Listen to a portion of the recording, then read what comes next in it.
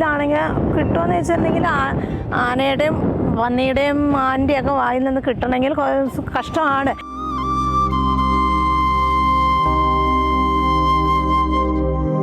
പണ്ടത്തെ കണക്ക് പറയുകയാണെങ്കിൽ 7 വെയിലും 7 മഞ്ഞും കൊള്ളണം എന്നുള്ളതാണ് പണ്ടത്തെ ഒരു വിത്തിൻ്റെ ഒരു എടുക്കുന്ന പഴയ പൂർവികരൊക്കെ ചെയ്തു വരുന്ന രീതികൾ. നമ്മളൊക്കെ ഏറെക്കുറെ ആ രീതിയിലൊക്കെ തന്നെ ചെയ്തു വരുന്നുണ്ട്.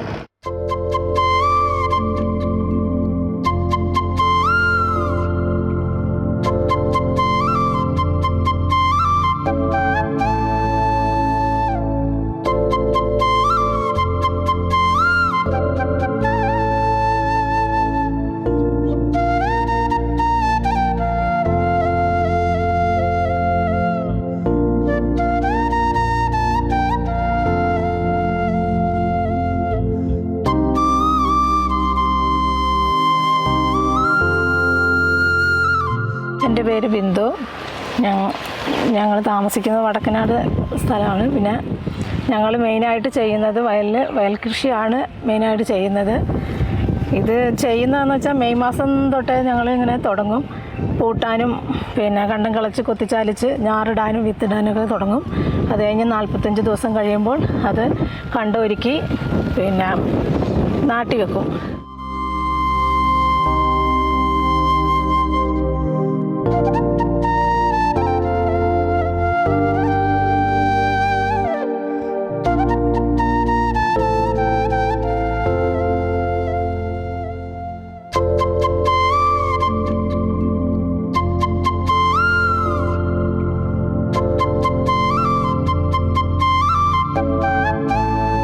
ഞങ്ങളുടെ വയലുള്ളത് കാടരികിലാണ്.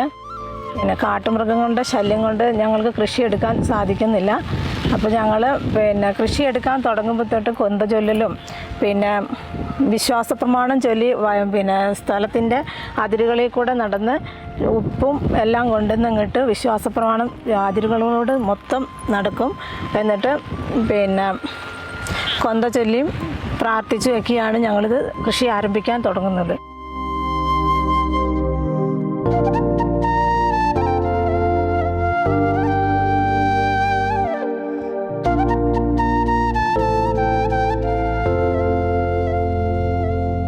നെല്ല് കൊയ്തെടുക്കണമെങ്കിൽ കുറച്ച് ബുദ്ധിമുട്ടാണ്.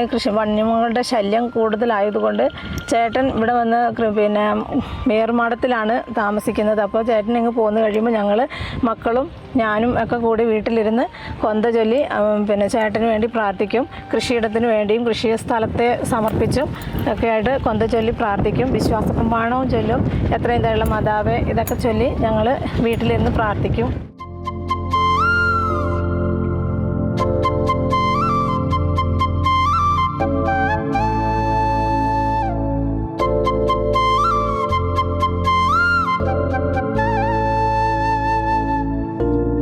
രാവിലെ ഇരിക്കുകയെന്ന് പറഞ്ഞു കഴിഞ്ഞാൽ രാവിലെ വൈകുന്നേരം ഒരു 8:30 വന്നു കഴിഞ്ഞാൽ ഇങ്ങനെ ഇരിക്കും. കുറേ നേരം ഇരുന്ന് കഴിയുമ്പോൾ കുറച്ച് നേരം മയങ്ങും.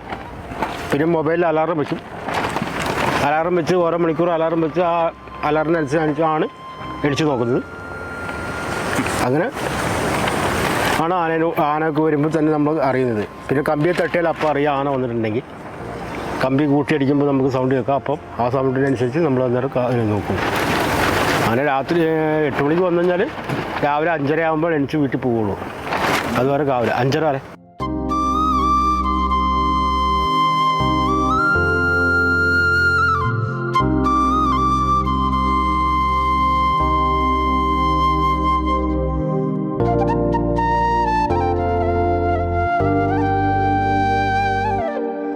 കൃഷി എടുക്കാനായിട്ട് ഞങ്ങൾ ആദ്യം കണ്ടം ഒരുക്കണം എങ്ങനെയാണെന്ന് വെച്ചിട്ടുണ്ടെങ്കിൽ വണ്ടി വരാൻ ബുദ്ധിമുട്ടാണ്. ഈ വഴികളിൽ കൂടെ ഒക്കെ വണ്ടി വരാൻ ബുദ്ധിമുട്ടാണ്.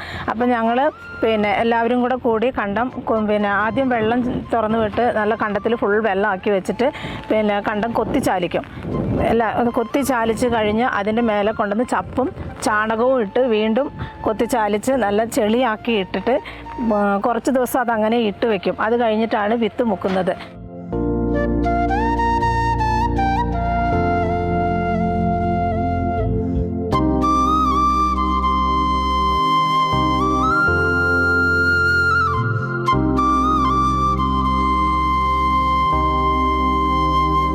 ഞങ്ങൾ എടുക്കുന്ന വിത്ത് മഹാരാഷ്ട്രയാണ്. അത് കൊയ്ത്ത് കഴിഞ്ഞ് കുറച്ച് ദിവസം 2-3 ദിവസം വെയിലും മഞ്ഞും കൊള്ളിക്കാനായിട്ട് ഇട്ട് എടുത്ത് വയ്ക്കും. ചാക്കിലെടുത്ത് കെട്ടി പുകയത്ത് വയ്ക്കും. അത് കഴിഞ്ഞ് നമ്മൾ കണ്ടമെല്ലാം റെഡിയാക്കി വിത്തിടേണ്ട സമയമാകുമ്പോഴത്തേക്കും കണ്ടമെല്ലാം റെഡിയാക്കും. കൊത്തിച്ചാലിച്ച് റെഡിയാക്കി വെച്ചിട്ടാണ് വിത്ത് മുക്കുന്നത്.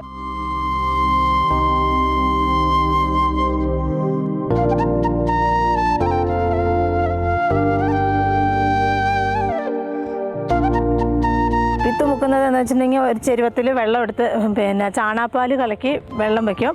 അതിനകത്തേക്ക് വിത്തിടും. വിത്തിട്ട് ഒരു ദിവസം ആ വിത്തിനെ മുക്കി വെക്കണം. മുക്കി വെച്ച് കഴിഞ്ഞ് പിറ്റേ ദിവസം എടുത്ത് അത് വാരി ഒരു നൂലിൻ്റെ ചാക്കിലാണ് അത് വാരി വെക്കുന്നത്. അത് വാരി നല്ല മുറുക്കി കെട്ടി അതിൻ്റെ മേലെ ഒരു ഭാരവും എടുത്ത് വെച്ചിട്ടാണ് വിത്തെടുത്ത് വെക്കുന്നത്. അത് കഴിഞ്ഞ് അതിൻ്റെ പിറ്റേ ദിവസം എടുത്ത് തുറന്ന് നോക്കുമ്പോൾ ചെറുതായി മുള വന്നിട്ടുണ്ടാകും. ആ വിത്തിനെ ഒരു വാഴല വെട്ടി 2-3 വാഴലയൊക്കെ വെട്ടി നിലത്തിട്ടിട്ട് അതിൻ്റെ മേലേക്ക് കുടഞ്ഞിട്ട് കുറച്ച് വെള്ളവും കൂടെ ഒഴിച്ച് തളിച്ച് വീണ്ടും അത് പൊത്തി വെക്കും. അതിൻ്റെ പിറ്റേ ദിവസം വിത്തിടാൻ നോക്കും. 3 ദിവസമാണ് വിത്ത് മുളയ്ക്കാൻ വേണ്ടിയായിട്ട് വെക്കുന്നത്. ആ 3 ദിവസം കഴിയുമ്പോഴത്തേക്കും ഒരുവിധം നല്ല മുളച്ച് കുറുമുളയായിട്ട് വന്നിട്ടുണ്ടാകും. ആ വിത്ത് കൊണ്ടുവന്നാണ് കണ്ടത്തിലിടുന്നത്. കണ്ടം നല്ല റെഡിയാക്കി കൊത്തിച്ചാലിച്ച് നല്ല റെഡിയാക്കി ഇട്ടിട്ടുണ്ടാവും. അതിലേക്ക് കൊണ്ടുവന്നാണ് വിത്ത് ഇടുന്നത്.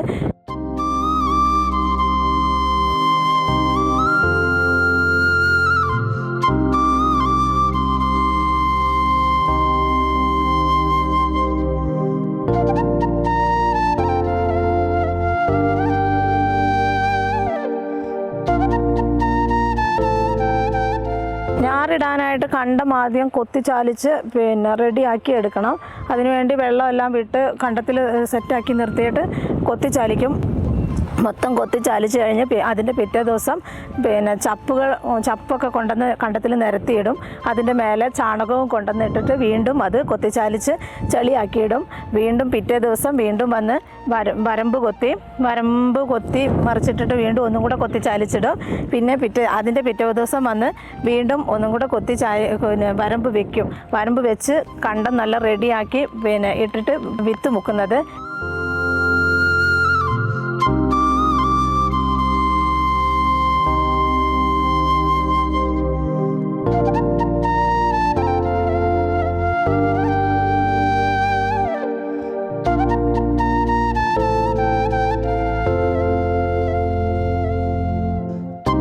ദിവസം കഴിയുമ്പോഴാണ് ഞങ്ങൾ ഈ വിത്തിട്ട് 40 ദിവസം കഴിയുമ്പോഴാണ് ഞാറ് പറിക്കുക. അതിനു മുന്നേ നമ്മൾ ഈ കണ്ടങ്ങളെല്ലാം ഒരുക്കണം, റെഡിയാക്കി എടുക്കണം. നാട്ടി വെക്കാൻ പാകത്തിന് കണ്ടങ്ങളെ ഒരുക്കണം. അതിനുവേണ്ടി ട്രാക്ടർ വിളിച്ച് ആദ്യം ഇത് പൂട്ടിയിടിക്കും. പൂട്ടിയിട്ട് കഴിയുമ്പോഴാണ് വരമ്പ് കളയ്ക്കണം.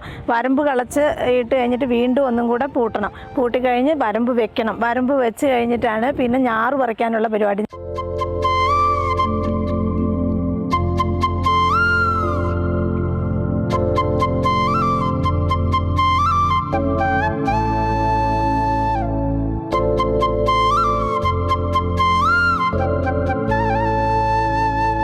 ഞാറ് പറിക്കുന്നതെന്ന് വെച്ചാൽ 40 ദിവസം കഴിയുമ്പോഴാണ് ഞാറ് പറിക്കുന്നത്.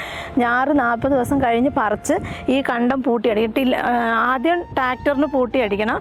അത് കഴിഞ്ഞ് ഞാറ് പറിക്കുമ്പം ടില്ലർ കൊണ്ട് പൂട്ടിയിട്ടാണ് നാട്ടി വെക്കുന്നത്.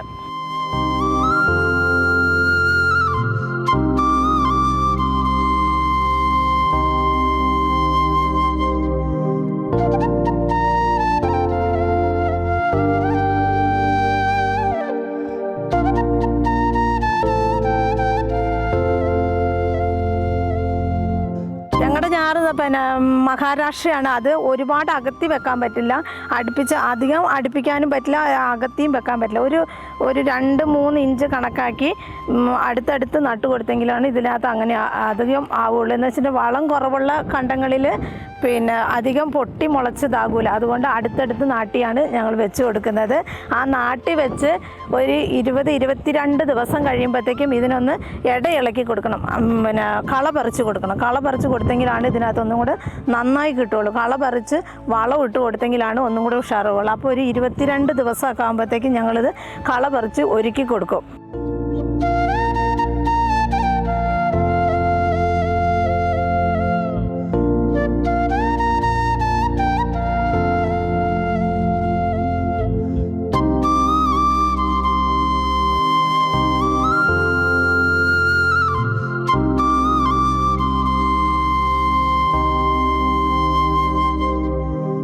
1-2 ദിവസം കഴിയുമ്പോൾ കള പറിച്ചു കൊടുക്കും. കള പറിച്ചാൽ അന്ന് വൈകുന്നേരം തന്നെ ഞങ്ങൾ പിന്നെ ഇത് ഫാക്ടറി ബസ് വളം കുറേശ്ശെ തൂളി കൊടുത്ത് അതിന് കുറച്ച് കഴിഞ്ഞ് ഒരാഴ്ച കഴിയുമ്പോഴത്തേക്കും ചാരവും ചാണകവും ഒക്കെ കൂടെ കൊണ്ടുവന്ന് കുറച്ചുകൂടെ തൂളി കൊടുക്കും.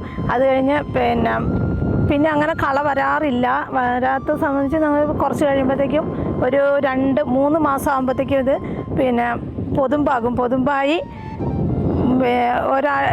ഒരു മാസം കൂടെ കഴിഞ്ഞാൽ അത് മൂത്ത് നെല്ലായി കഴിയുമ്പോഴത്തേക്കും അത് കൊയ്തെടുക്കാം.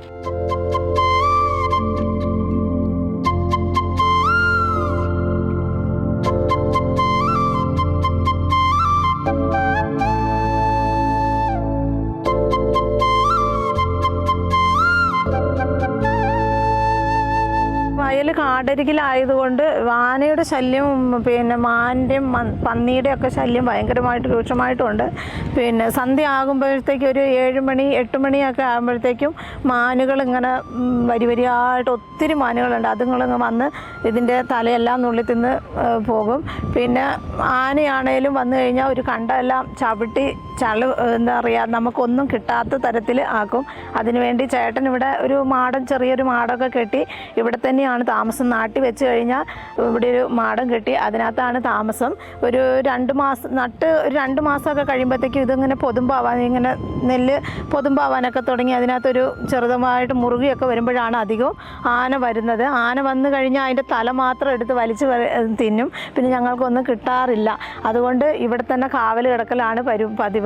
ചേട്ടൻ കാവൽ കിടക്കും, ഞങ്ങൾ മക്കളും ഞാനും വീട്ടിലിരുന്ന് പ്രാർത്ഥിക്കും, കൊന്ത ചൊല്ലും, വിശ്വാസപ്രമാണം ചൊല്ലും, അങ്ങനെയുള്ള പ്രാർത്ഥനകളൊക്കെ ചൊല്ലി ഇതാക്കിയിരിക്കും. അധികം ആന ഇവിടെ വരുന്നത് ഒച്ച കേൾക്കാം, പടക്കം പൊട്ടിക്കുന്നതും. പിന്നെ ഇവിടെ എല്ലാവരും അടുത്തുള്ളവരൊക്കെ കൂടും. ആ ഒച്ച കേൾക്കുമ്പോഴത്തേക്കും അടുത്തുള്ളവരൊക്കെ വരും. അന്നേരം അവരെല്ലാവരും കൂടെ ഒച്ച എടുക്കുകയും ഒക്കെ കഴിയുമ്പോഴത്തേക്കും ഞങ്ങൾ വീട്ടിൽ കുറച്ച് അകലെയാണെങ്കിലും ഒച്ച കേൾക്കാം. അപ്പോൾ ഞങ്ങൾ അവിടെ വീട്ടിലിരുന്ന് ഞങ്ങൾ പ്രാർത്ഥിക്കും. പിന്നെ കൊന്ത ചൊല്ലിയും മുട്ടുകുത്തി കൊന്ത ചൊല്ലിയും വിശ്വാസപ്രമാണമൊക്കെ ചൊല്ലി ഞങ്ങൾ പ്രാർത്ഥിച്ചുകൊണ്ടിരിക്കും.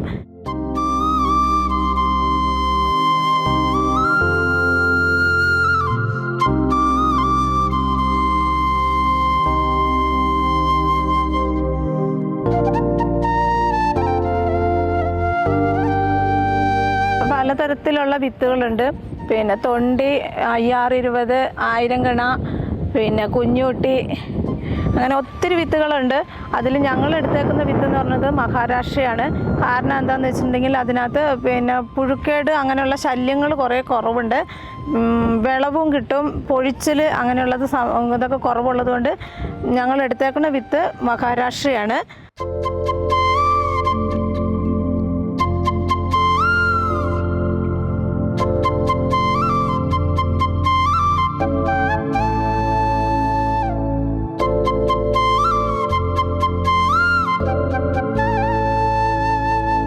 സാധാരണ ഇത് നട്ട് കഴിഞ്ഞ് 2 മാസമൊക്കെ ആകുമ്പോഴത്തേക്കും ഇത് ഒരുവിധം നല്ല പൊക്കമൊക്കെ ആയി വന്നു കഴിയുമ്പോഴത്തേക്കും ഇതിനകത്തൊരു ജാതി പുഴുക്കായിട്ട് തണ്ട് തരപ്പെന്ന് പറഞ്ഞാൽ ഒരു സൈസ് പുഴുക്കൾ വരും. അതിന് ഞങ്ങൾ സാധാരണ എല്ലാവരും മരുന്നടിക്കാറുണ്ട്. പക്ഷെ ഞങ്ങളങ്ങനെ ഞങ്ങളുടെ വയലിൽ നമുക്ക് കഴിക്കാനുള്ള ഭക്ഷണം ആയതുകൊണ്ട്, അരി ആയതുകൊണ്ട് ഇങ്ങനെ മരുന്നുകൾ അടിക്കാതെ തേരകത്തിൻ്റെ ഇലയെല്ലാം കുത്തിക്കൊടുത്ത് പിന്നെ സംരക്ഷിക്കുക. അതുകൊണ്ട് ആ തേരകത്തിൻ്റെ ഇല വെച്ചൊന്ന് വീശുകയൊക്കെ ചെയ്യുള്ളൂ. അല്ലാണ്ട് മരുന്നടിച്ച് ഞങ്ങൾ ഒന്നും ചെയ്യാറില്ല. പിന്നെ അത് കഴിഞ്ഞ് പൊതുമ്പായി കഴിയുമ്പോൾ കൊയ്തെടുക്കുന്നു.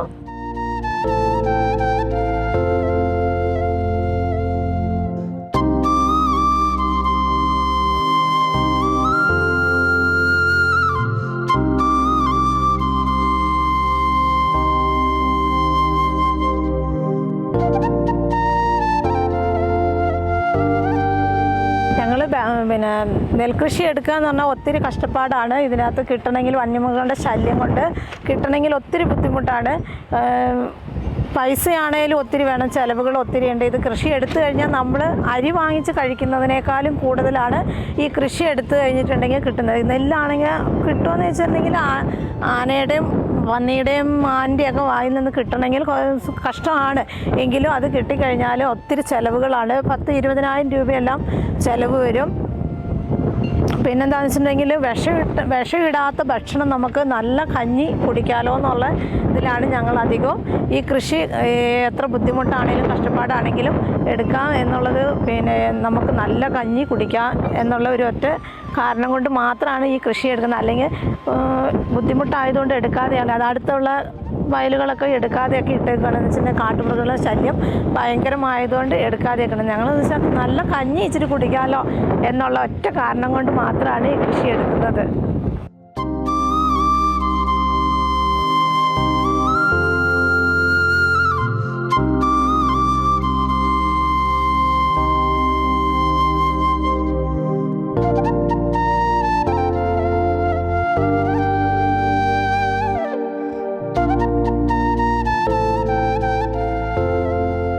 എത്രയൊക്കെ ബുദ്ധിമുട്ട് വന്നാലും നമ്മൾ കഷ്ടപ്പെട്ട് എടുക്കുന്നതെന്ന് വെച്ചാൽ നമ്മൾ ദൈവത്തെ വിളിക്കുന്നത് കൊണ്ട്, ദൈവാനുഗ്രഹം കൂടുതലുള്ളത് കൊണ്ട് മാത്രമാണ് ഇതിൽ നിന്ന് നമുക്ക് കൃഷിയെടുത്ത് നെല്ല് കിട്ടുന്നത്. അല്ലെങ്കിൽ നമുക്കൊരിക്കലും കിട്ടൂല. ഈ കാട്ടുമൃഗങ്ങളുടെ ശല്യങ്ങളിൽ നിന്ന് ഒരിക്കലും നമുക്കിതിൽ നിന്ന് കൊയ്തെടുക്കണമെങ്കിൽ ഭയങ്കര ബുദ്ധിമുട്ടാണ്.